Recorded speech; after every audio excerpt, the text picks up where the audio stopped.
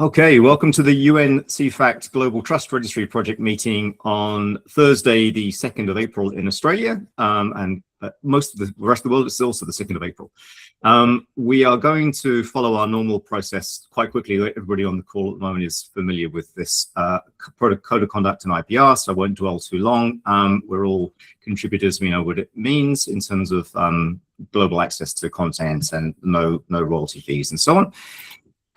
The agenda is the same this meeting as has been on previous ones. We're going to focus on the issues that are and were outstanding and the actions that we've taken in between the last few meetings, and agree, if we can, the path forward to resolve any issues and what we do next.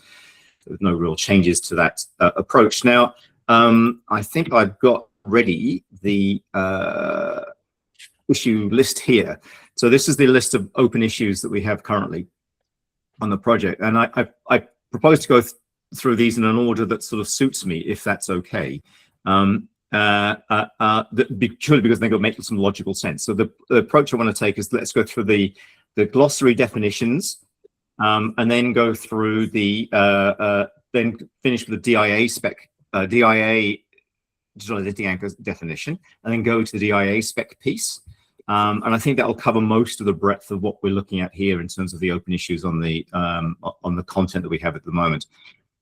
A couple of quick sanity checks, just so that you're not surprised by them. I had a couple of merge requests arrive during the week, and this is also for the recording, I suppose, that I closed. So these are the closed merge requests. So were merge requests we've received that we didn't act upon. We closed them without merging. And I got a couple from Kartik Guleria. And as far as I can tell, they're well-intentioned merge requests, but Kartik isn't a member of the project team as far as I know, and I couldn't find their name in any of the emails on the shared email list or anything else. And the description, as you can see at the moment in the merge request, and the content of the merge are different. So the title is attempting to add DocuSource compatible interdocument links. The changes are to do with a particular file. It was all a bit odd. So I just said thank you to Kartik and took what value I could out of the merge request. There was a couple of tweaks they'd made to the cascading style script stuff, which was a bit neater. So I took those. But anyway, those are closed. And I've suggested if they want to join us, they're very welcome. Follow the normal procedure. So I think Kartik's probably a real person rather than an AI agent. But who knows in these days. Are you sure about that? Pretty sure, Hans. I can't be certain, right? Let's not get distracted by that. Right, onto the sort of core of the discussion. So we talked in our last meetings around this idea that we must get the glossary definitions really well done. And if I Joe or someone, if you let them in, if I go for any one of these definitions, we had a John, we can let them in, but we can't make them contributors. That's the only problem. Okay. That's only you. Is it only me? Okay, well let me only you or Alina probably. If I make you a co-host, Joe, then maybe you can do that powerful stuff as well. Oh no, you are a co-host, Joe, but you can't make people powerful. Okay, I can't see who it is. No one else has arrived though. No. Anyway, they knocked on the door, but they ran away again. Okay, let's focus. The definitions that we're looking to tighten up with the registrar, the register, and the digital identity anchor. And for each of these, we had a sort of a description. It initially started by Alina about the need to make these better, and we had a discussion around what we should do. And then Alina came forward with some suggestions about sort of a simplification and the need to update also the eligibility requirements. And I thought that looked pretty good. So I basically put those into a merge request. I'll show you in a moment. So the way I've handled this issue, the authoritative register definition, is to update a branch of the content that I'll show you with a new definition for register that I think is exactly what was asked for by Alina in this issue. And I've also updated the eligibility requirements. What I did for that was, so this is issue number 44. If I go back to the issues, I created a new issue for eligibility requirements updates, just so there was a traceability to show this is why I updated eligibility requirements. So that was issue number 51. And in that, Alina, I put your email you sent me when you couldn't have access to the. Yes, thank you very much. No problem. And so that's exactly the text that's in the email, and that text is now in the eligibility requirement section. So that's issue number 51 or whatever it is, I think, and it's related to issues number 44 and 45. So you can sort of see where I'm going here. So I've to the best of my abilities, included the definitions as proposed by Alina and Carmen and others for registrar, register, and the eligibility updates. Now that I can show you in this view. I've made one screen half dark and one screen half light to make it easy to know what we're looking at. The light colored screen is the current version of the website. So if I go to the glossary on the current version of the website and I scroll down to authoritative register and registrar, we have those definitions. So if I go to the dark background one and go to glossary, we should see the different definitions. And I can also show the change log, and you have access to the change log in this merge request that's sitting in and sort of waiting to be actioned. So the principle that we followed with these changes is to have as simple as possible definition, but to back that up with the eligibility requirements being kind of beefed up and corrected to make sure that to become a participant in the grid, you have to meet the eligibility requirements, and those are a certain set of requirements. So that's the approach so far. Does that make sense so far? I'll show you the eligibility requirements in a second. Yeah, okay. Well, let's go now to the eligibility requirements. So those are inside this sort of legal governance and target operating model section. So I'll go through both of these to that. And they're inside section 4 of this document. So section 4 now has another number, if you like, 4.5 has appeared. We only went up to 4.4 previously, so you can see this is the new version, is the dark version. And Alina will know because she provided me the text. Basically, this is the text that was in your email to be added. Yes, the edit anyways was minimum. I was conservative on this point, and I did not want to change too much. Anyway, it was okay. I just added a couple of things, which. They're all good, so I put them in, and of course they're good. And I think I did a change at the very end, which I'll just show you. I referenced. Do you remember we had Mark Lazar talking about ISO 27560? Okay. And what I realized is that we already had a section called A.6, compliance with data protection principles. And what I thought, we've already decided long ago, we can't mandate to registrars what they should do. That's their legal framework in which they operate.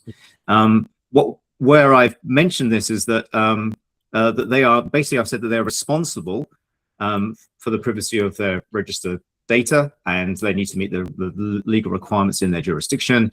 And if they are considering PII kind of consent, then they are, I think the words I used were, they are encouraged to consider adopting international standard ISO 27560 when addressing these issues. That's all. So it's not a mandate. It's nothing else. It's just that I think Mark did a lot of work on that ISO standard. I think it's a good standard. I don't think we have the right or the reason to enforce it on anybody in this scope, but that's where it is. So that's the two of those. The one that actually was probably trickiest, I think, Hans, was the one you and I were negotiating in the issue log. The issue, if you like, on the authoritative register definition. The digital identity anchor definition. This section here, and the change request number 3, or issue number 3.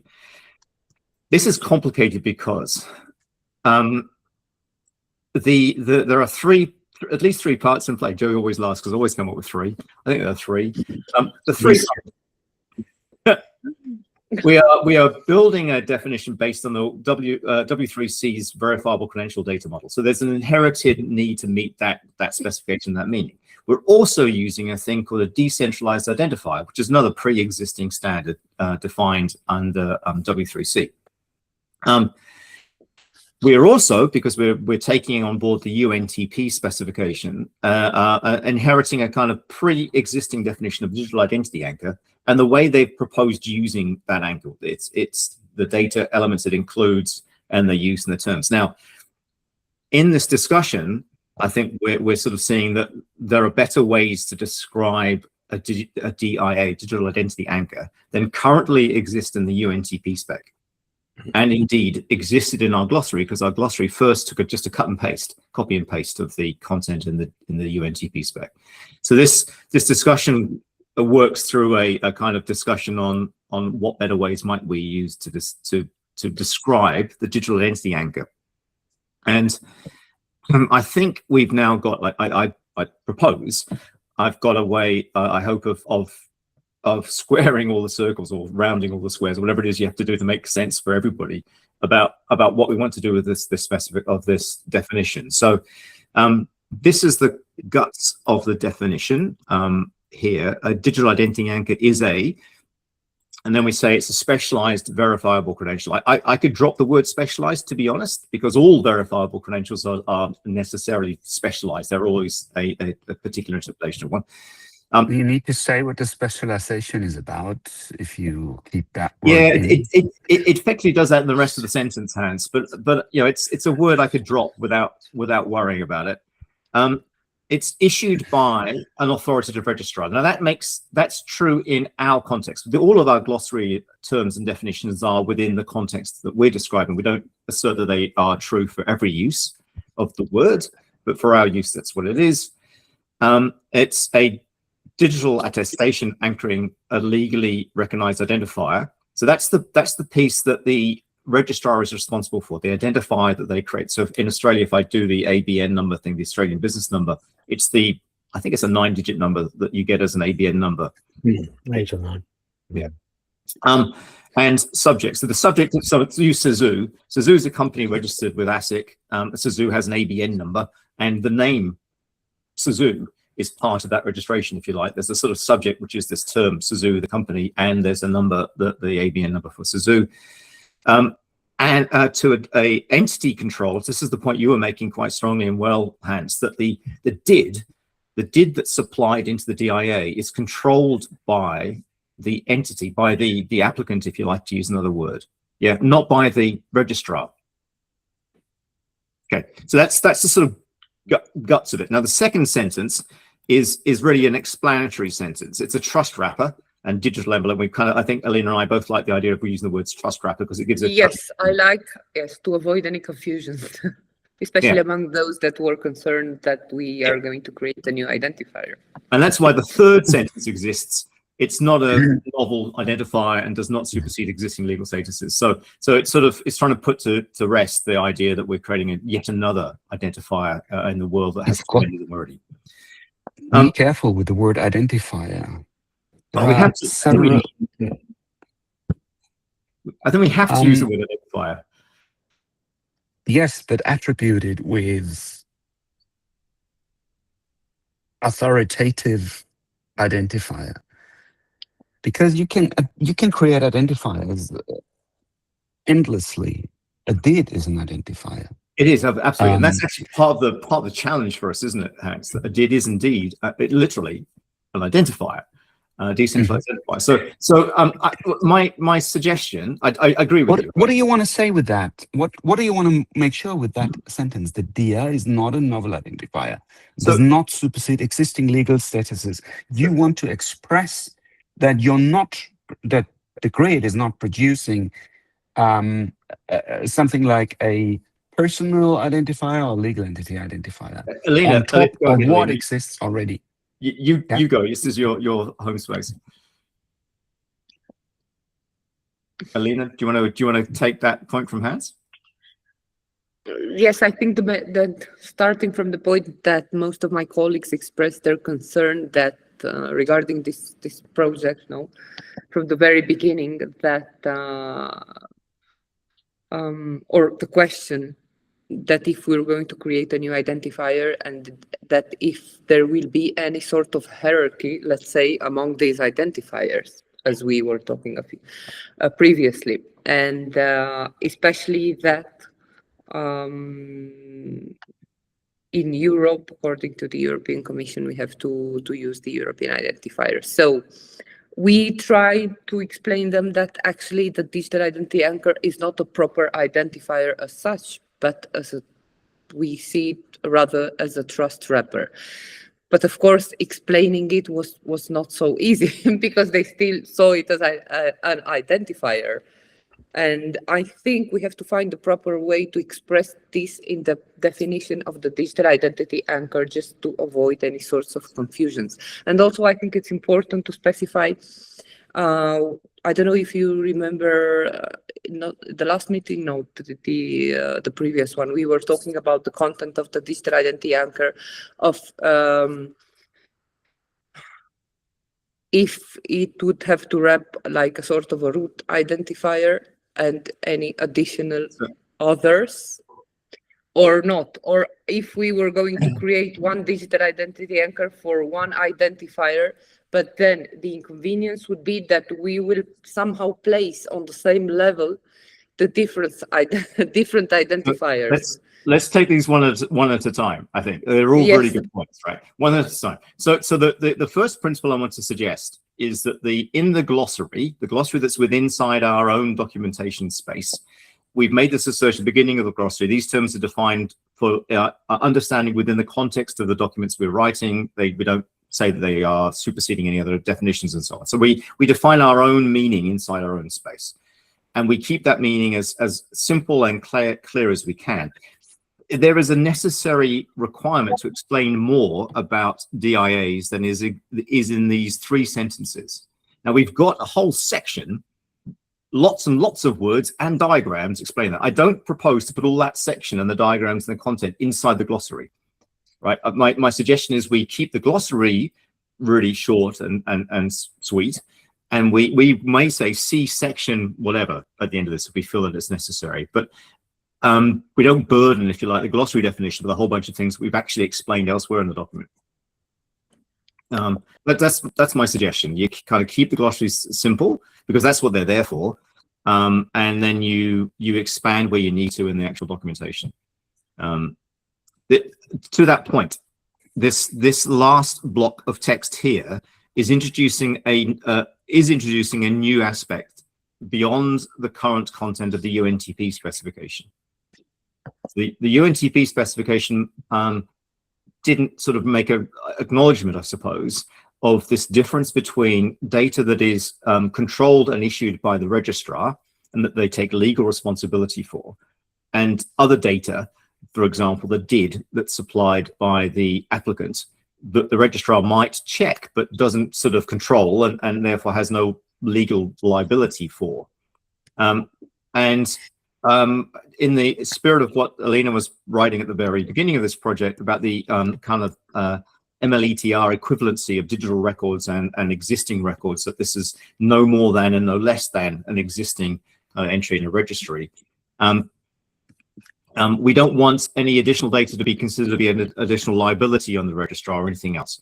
So what we gave as a capability is that each of the elements in the DIA, the registrar can declare as effectively, I control it, take responsibility, this is my stuff.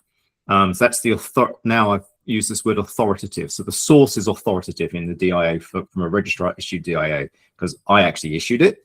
The second is I received this thing and I checked it and I believe it to be true. So that the DID, for example, is controlled by the applicant. I've checked that the DID is controlled by the applicant. So that was checked at the point in time that I've issued this DIA and I verified that fact. The third point, and this may not actually be used, it's an optional thing, is I was given this stuff by the applicant and I don't bear any testament to its authenticity or correctness. It's just included. It could be a GS1 identifier or something that they're not checking. It's just being supplied by the applicant.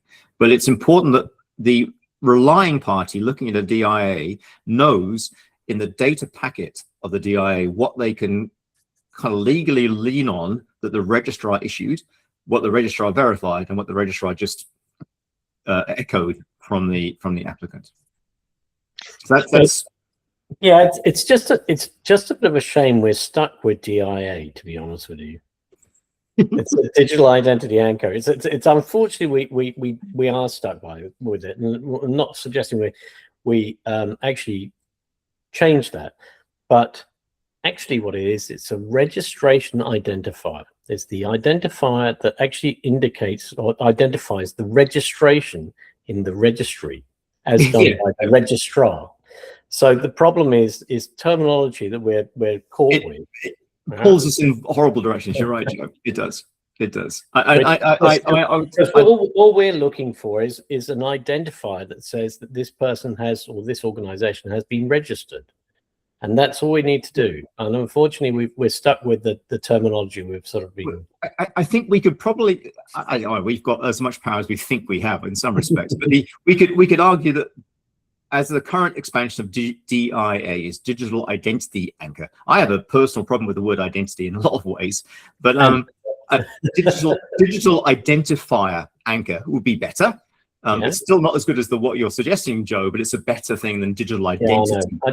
I think the problem is, as per usual, we are where we are. That's fair enough. But all it is it's an identifier that is uniquely identifying the registration that is done within a registry. And yes, and I think because we want these DIAs to be issued for other things that have identifiers like land and marine assets and other stuff, we kind of need to be careful not to always assume it's an identity of a thing. It could be something different. So that anyway, that's sort of where I've landed with this DIA thing. And so what I was saying, Hans, I think just before you came, is that this call and this discussion is not the last of the discussions on the content. So even if we agree on the merge that I'll show you in a moment, what we're actually agreeing is we're at the point now where we will have an internal review of the content, and we think we might have addressed all the issues, but we're not going to propose to the UN CEFACT Bureau that it's ready for their review yet. That we'll decide in 2 weeks' time. But so give ourselves a breathing space to have a look at a kind of completed, clean-looking website and content, and then decide, are we still thinking work needs to be done, or do we think it's actually ready for their review? Bearing in mind, even in their review, we can still make corrections and changes if they suggest. So who in the bureau is going to review that content? Oh, they're all superhumans, Hans. No, I retract the question. I don't want to be. No. So called a cynic. No. It's a good question. John, it's hard for us to understand what we're doing. Do you realize that? It's really, really hard. And while we talk about it, thoughts revolve in my mind if what we're doing is right or not, and where the subtle differences between identity and identifier come. Yes. Good luck. Good luck with Alina, you. you wanted to say something too. Go ahead, Alina. Yes. I would suggest. I don't want to disagree with anybody, but I think this concept is really important, the digital identity anchor. And I would suggest to work on this definition provided and reach an agreement between us or the people that most attend or join this meeting, at least, before approving the merge. Well, okay. I want or to at least to improve it a little bit, slightly more. That my suggestion is it's very hard to review the content in the sort of separated out abstract sense. When you're looking at it just inside the issue, you really don't get a good sense of how does that definition work in the explanation, because the explanation hasn't been updated either. So now we're sort of fighting over a little wrong yes, at the end I understand it's about the wording, but for example, regarding the word novel, I don't understand exactly what it refers to. I would not understand exactly what. New could be a better word. Yeah, new is a better word. But the essence of what I want to I guess reassure people of is, if we were to agree to this merge, it still means we can still change all the content. Nothing is set, nothing is fixed, nothing has been kind of committed to other than a set of updates, and then we'll see if we think there needs to be more update. Let's have a look at how the rest of the sort of DIA piece works, because that's really a very important piece. Remembering, I guess, what we're going to be doing is proposing that the UNTP specification, which currently holds this digital identity element specification, updates its content. So what we're proposing is that they update the website for the UNTP specification for the DIA part, and that's our proposal, that they change it. So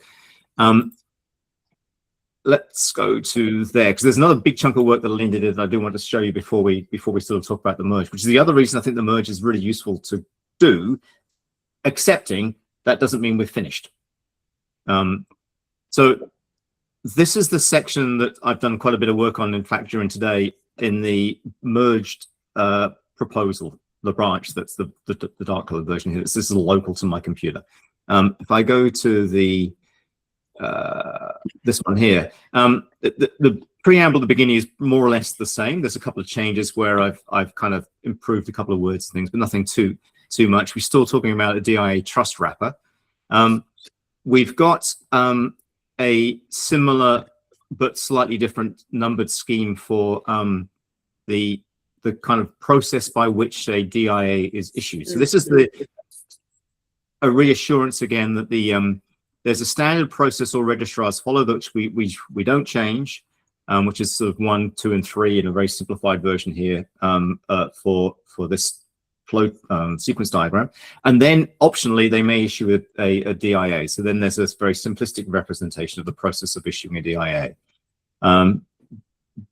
By inference or definition, that means that there's already an identifier that's been registered for whatever that the applicant was asking to be registered. They were successful and something was added to the register, and they're now asking for a DIA to be issued. We then go into a kind of proposed schema. Now this is quite different. This schema on my right, the color that's the light colored part of the screen, that's the original modified version of the UNTP spec. I've done quite a bit of work to get a better version here on the left. I've included this idea. One thing you might notice is this, they had this word called trust level. And I didn't like the idea of saying that elements of a DIA have a higher trust level or a lower trust level than others. That's actually for the relying party to decide. What you can say is that the source of this element is the registrar. But the registrar wrote this identifier, it created the identifier, those are the things it controls. You can also say that they verified a source if they have verified it.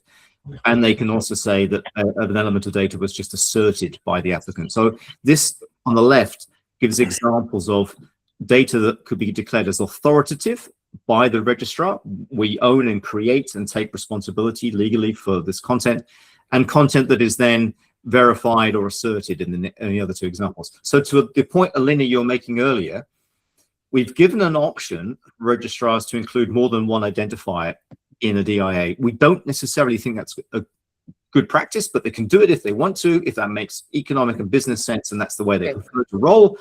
But if they prefer to have individual identifiers in each DIA, then that's also possible. This doesn't preclude you from doing that. And there's a sort of minimal DIA that's the identifier, the subject, and the DID. Is this a requirement specified in or this? Yes, we go into this thing here about options and mandatory, about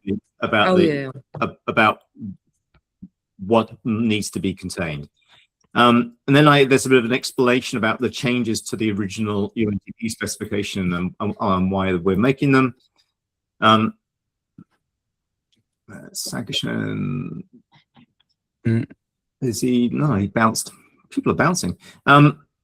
So, and then we go into a sort of further explanation about the changes that we're making to the existing. That's a non-public version that you are showing us, the black one, yeah. Yeah, this is the one that's, well, you can see it if you kind of squint. If you go to the merge requests, this is the public site, right? If you go to the merge requests, let me just go there. Merge requests, yes, I'm there. And if you go into open the one that's called updates to documents to close open issues and fix typos, and then if you click changes, you'll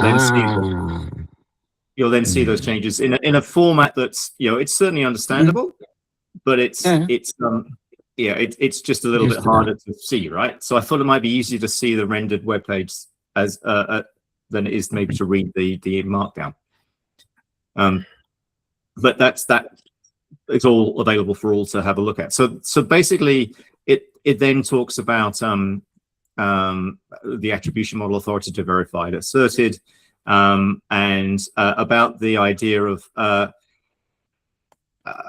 there's a recognition that if any registrar were to decide to accept more data from an applicant than just an extra did, and they were to put that in a DIA, it becomes a sort of obligation on their part to remember what they've issued, and that becomes more data to manage, and it becomes sort of a burden. So it may not be that they want to do that, and that's why we're sort of saying it's up to you guys, registrars, what additional data, if any, you accept in the DIA, other than the kind of mandatory elements. The rest of this is the same, Alina, as you originally proposed about legal articles of DIA and the meaning, with the addition that we've got this authoritative, verified, and asserted elements to decide what those are and what they mean. And then I think the rest of that then stays the same.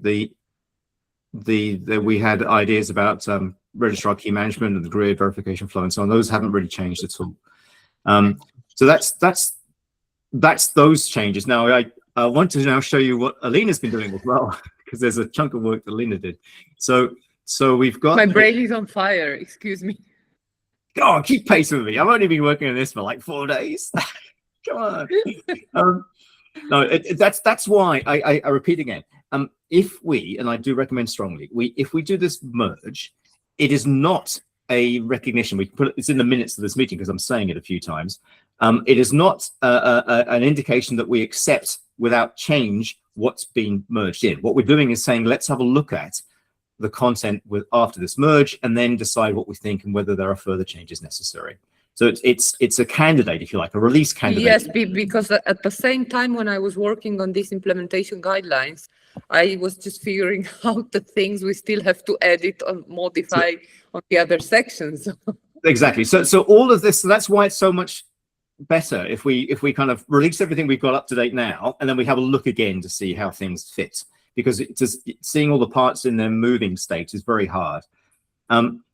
Each of the documents, just as a reassuring thing, has this opening statement, right? It says we're in this open development process, which is the ODP stands for open development process, draft development. That's declaring these are not yet ready for review. They're in draft development, and that will stay the same even after this merge. There's no change to that status in the merge.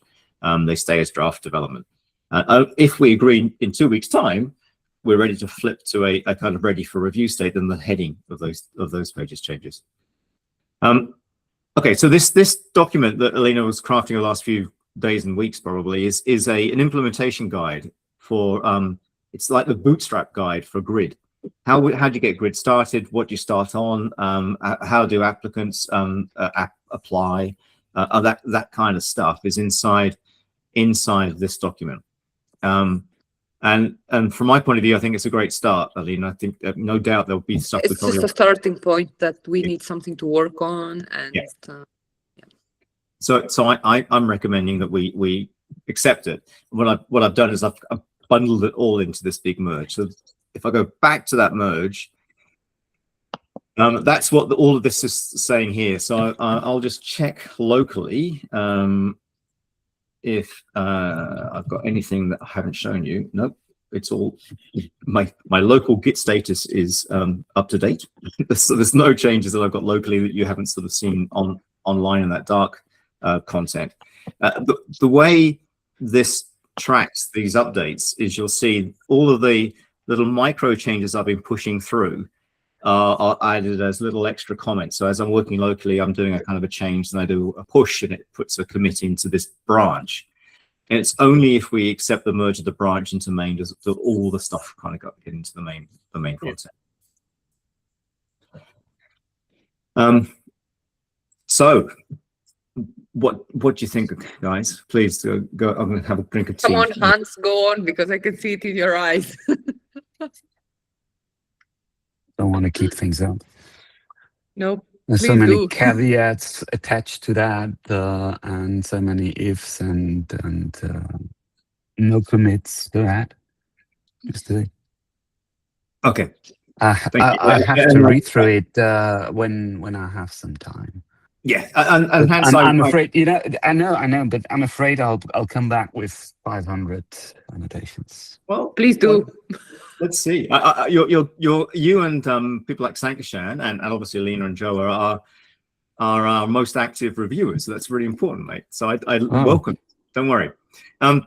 So Alina, are you logged into the GitLab environment at the moment, or are you? No. For the moment, this week I won't be able because I'm still on holidays with my Easter holidays with my daughter. So until Sunday, I'm not flying back home. So because on laptop I do not have this bypass code or whatever, so that I can access my account. Do you? What? I kind of prefer a process where we can wait until you get back to your office and you can do things that way, or we could. Okay, so then there is a good opportunity to review everything, and before the merge, maybe if we if we have to edit or add anything, or I think I kind of repeat my message. I think it's enormously difficult to review an atomic little change in the context of hundreds of atomic little changes and to make sense of how that fits in. And it's much easier to review what does it look like if they're all put in, accepting again, this is not the final merge. This is a candidate that includes all of the comments so far, and we need to see what the heck does that look like. What I can do, and I'll say it while I'm recording, is because we both have equal powers on this repository, yes. and we can change the requirement for approval for a merge. So I could temporarily, for this merge, say, okay, I'll accept it, even though that is kind of contrary to the way we want to do things generally, just so that then you can see the merged pages populate. And we can but I think it's important that we agree at least on the digital identity anchor definition. I agree. What I'm saying is we need. I'm suggesting we agree that after the merge. I don't dispute that at all. But what if we only work on that, then all the rest of the work cannot be seen, and then we're going to be delayed because we won't know what the rest of the work looks like, and then and so on. So if we stick on one thing now, we will be later. It will take us, and I don't think that it will necessarily improve the quality. So with the caveats that Hans was sort of echoing, that's what I'm suggesting. It's not a final submission. It's not ready for review by the UN CEFACT Bureau, but it's a candidate release, if you like, for us then to have a good look at and improve. For example, the word novel in the DIA definition that exists at the moment. So I could try and work out how I do that now. But if yes, I can. I think I do this.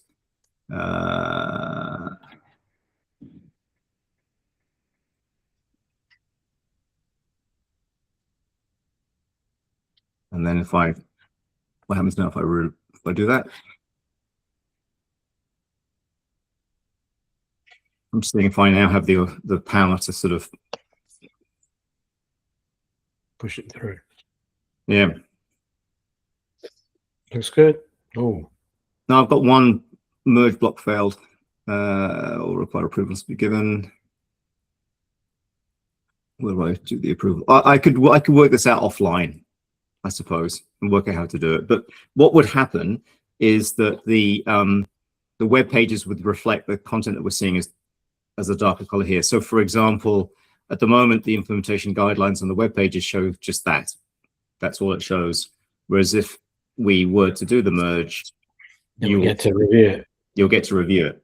Yeah. At the moment, you can't review it, except by knowing how to navigate GitLab repository and look at things that are sort of hidden for most people.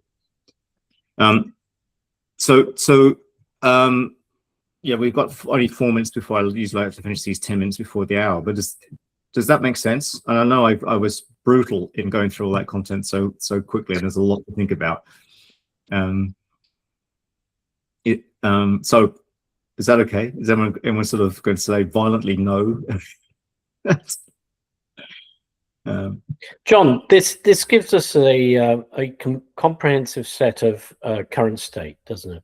Yes, it does. It's all, we have content in all the places we want to have content. Yeah. It doesn't say that all the content is yet right. It just says, okay, we've got a whole set now.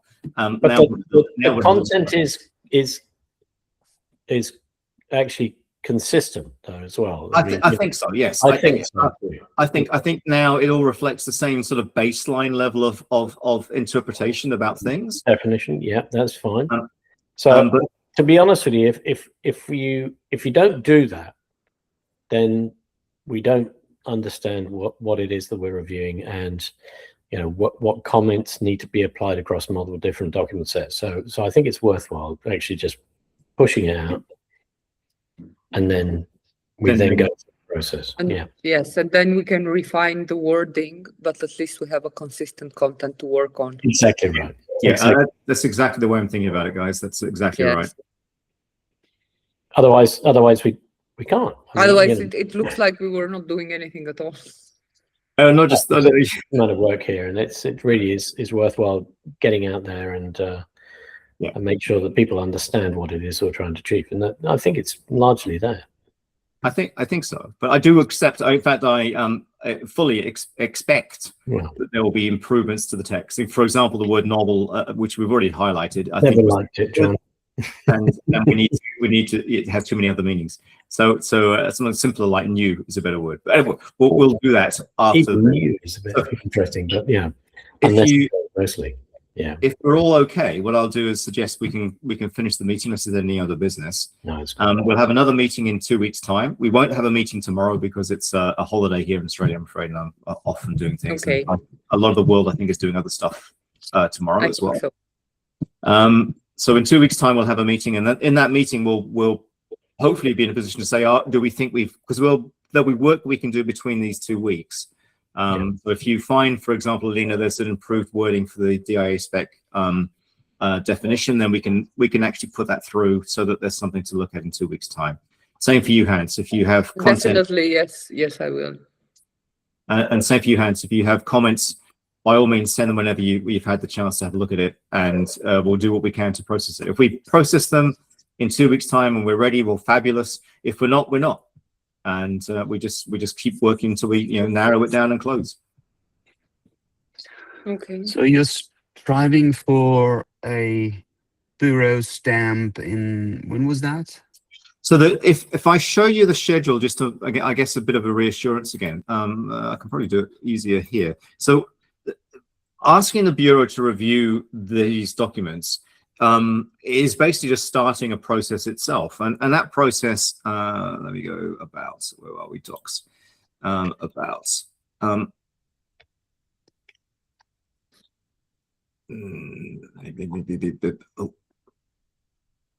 Okay, this is the schedule. So what we're hoping, and we're kind of close, is that could we publish the draft review on the 10th of April? I don't think we will. I think now we'll be looking at maybe a week later. That's next week. Yeah, exactly. So we might be a week later. So 8 days. Might be more than that. But basically, the idea was that at some point we publish the draft for review. It's a draft for review. During that process, there's a sort of public review period that they have to Alina's got, that they have to review the document, and during which we can do updates and changes. They say, look, you've made a typo here, can you change that, whatever. And so if they're not substantive, we can change things. To be honest with you though, John, in comparison to other things I've seen, this has got a lot more consistency and it's a better level of definition than a lot of these. So don't hold back. Yeah, so what we're then thinking is that then there's an opportunity for us to declare that we publish the documents for the second review. Bring Alina back in again. So the schedule allows us time for an update and another review, if you like, such that these documents are all ready for the end date. Ideally, is obviously the plenary that happens in November. So we got kind of lots of time, but not lots of time. But the reason we don't have lots of time so much is that if after we release these documents, the UN CEFACT goes, oh, this is really good stuff. And you're proposing that there's an operational unit called a grid that's established under the UN's control, like ICAO PKD. That's a recommendation. So this is this code word that it triggers all sorts of weird stuff. Then we get into the second schedule that we've shown here.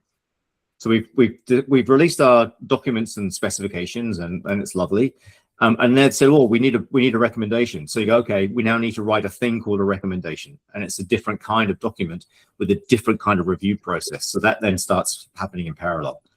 That recommendation would contain what and be addressed to whom? So the recommendation is a document that's sent proactively by the UN CEFACT to UN member states for consideration by their governments for implementation by the UN. So it's a much stronger document than saying, here's a specification from UN CEFACT, please pay attention. So that would ask the UN to erect a new, or to create a new unit which then operates the grid. Yes, that's the kind. And then exactly what the questions like who finances that sustainably would be asked. But then the small problem, let's call it like this, regarding the recommendation is that it will have to be approved by the member states during the plenary beginning of November. So that's why we've worked backwards from that date. Alina's exactly right. So if it's a sort of backwards working plan, when would we have to write the recommendation and have the first release? The first release of the recommendation is about the 20th of July. And so if you work, anyway, your points are all very good, Hans and Alina, of course. I'm asking because I don't know. I just ask out of curiosity how these processes run. So the delegates of the member countries of UN CEFACT, these delegates would decide upon that? Yes, this is correct. Absolutely right. Yes. So, like, let's say if Germany disagrees, or it's lovely. It's a talk fest. Yes, it is. Then the recommendation would not be approved. So don't forget, these recommendations are very high level, typically. Yeah. And the details about how they're implemented is actually quite complicated. So there's lots of substance in those discussions, right? A substantive point is the sustainability economic argument, right? How on earth can the UN, in a period of underfunded UN environments where people aren't putting money into the UN, how can it create a new body to do a thing? So that's why there's two papers about the economic argument inside the existing document set. We haven't dwelled on them much, but they're already there. They've already got some reasonable discussion, and the proposition we're making is that this should be a self-sustaining business unit, operating unit. It shouldn't bear, therefore, any burden on the UN. There's no funding sought. It's a voluntary participation, and that voluntary participation comes with a small fee. And the small fee is sized similarly to the small fee that ICAO PKD charge for e-passports. E-passport participation. So that's the basic thing. I think Sankashan didn't know the hour moved. Are these documents visible to me? Yes. Even those haven't changed. So on the existing web pages, you'll see economic argument. Yeah.